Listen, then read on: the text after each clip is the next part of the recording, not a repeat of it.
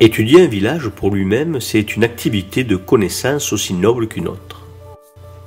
Cela va de soi et permet de poser des jalons historiques, d'approfondir la connaissance du patrimoine, de mieux connaître celles et ceux qui ont vécu là.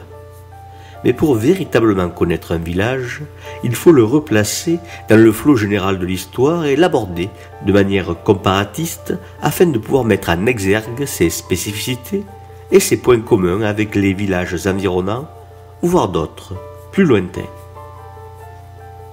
Sérignan semble avoir été longtemps une petite communauté d'habitants de moins de 200 âmes, et ce jusqu'au XVIe siècle.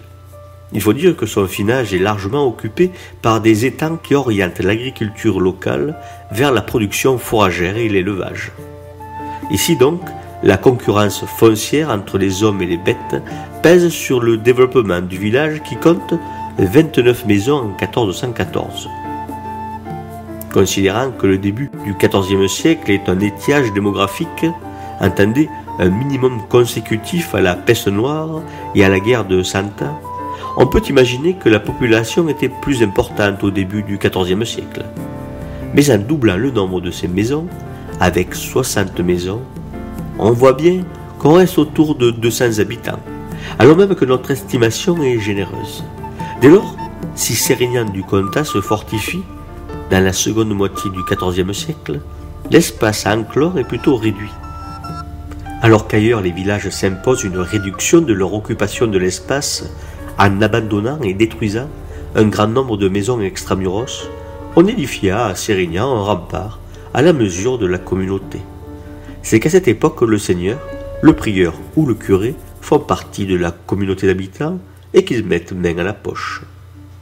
On a même pu imaginer que le seigneur a pu se tenir à l'écart par un système de fortification double. Petite communauté donc qui va s'agrandir au XVIe siècle, suivant qu'en cela une forte poussée démographique qui touche tous les villages. La conquête des marais et des étangs qui commence au XVIe et s'intensifie partout au XVIIe va transformer l'activité économique.